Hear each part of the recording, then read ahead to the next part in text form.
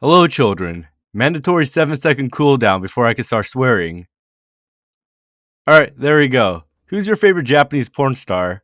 You can answer that privately, I don't care. Personally, I gotta go with Mitsuyasu Mayano, the greatest kamikaze porn star to ever exist. Cause he's probably the only one to ever exist. Before we start this documentary, make sure you are an adult, cause we'll be talking about some really shitty porn later in the video. Like, comment, and subscribe.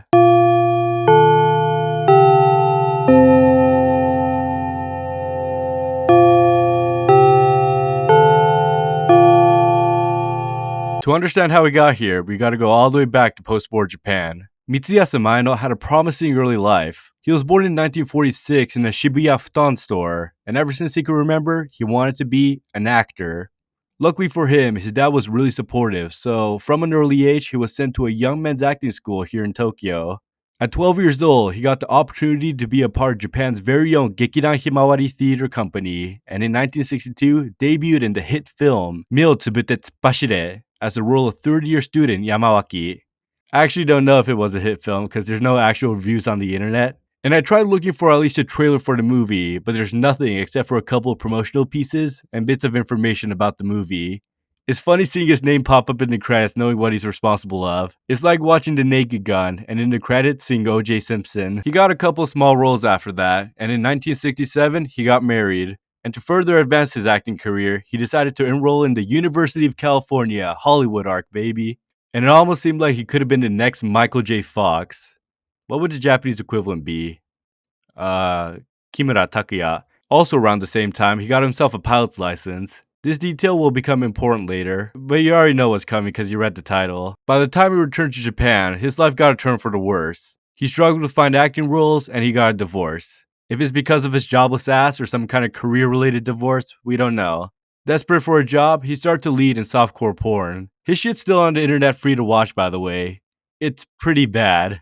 I don't know, maybe I'm just used to seeing better, but it's got a weak plot, acting is shit, and doesn't even turn me on. I get better reactions to watching Magic Mike than I do to this shit. Most of the time, the plot just reminds me of a Tina Belcher fantasy. Like a teenage girl directed the whole thing. 20 minutes of establishing shots, and then they get naked.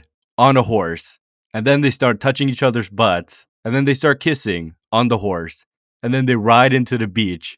Now cut to the scene where she plays football with like 20 men, and then she gets naked somehow. In 1972, he got married to an American, just to divorce again 3 years later.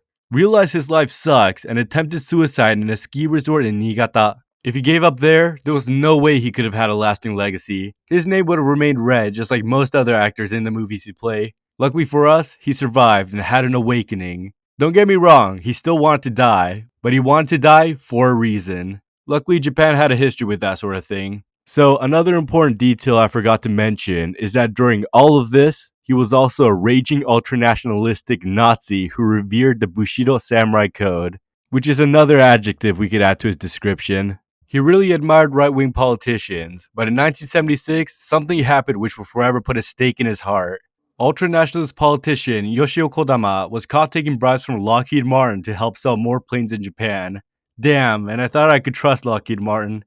They were always there for me whenever I needed to make a bomb-sized crater in the Middle East. Instead, they made backroom deals with the Japanese mafia. Literally, this guy was actually the head of an organized crime syndicate within the Japanese government. When Maino heard of this news, he was fucking crushed.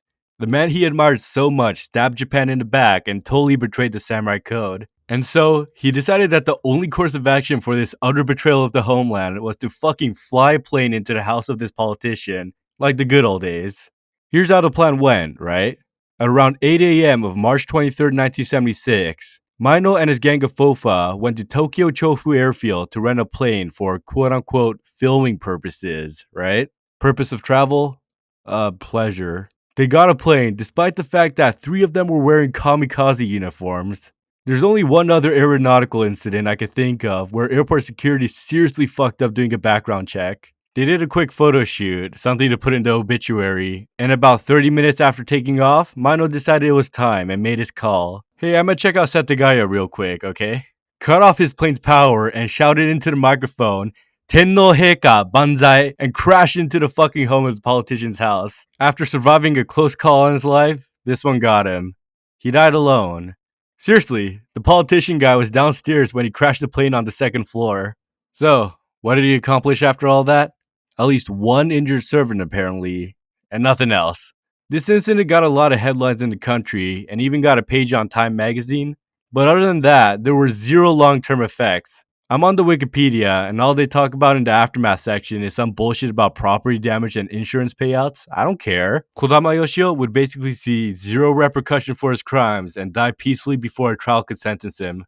So what do we learn, children? Suicide isn't the answer, cause this shit's horrifying. His body literally burnt like charcoal, lying face down dead.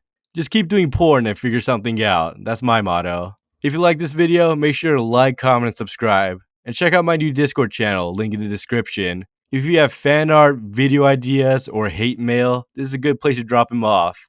And also a good place to pursue your Japanese studies, baby. Next episode, I think I'll do something more educational, something kanji related, I don't know. Anyways, that's basically it. Thanks for watching. Dream on.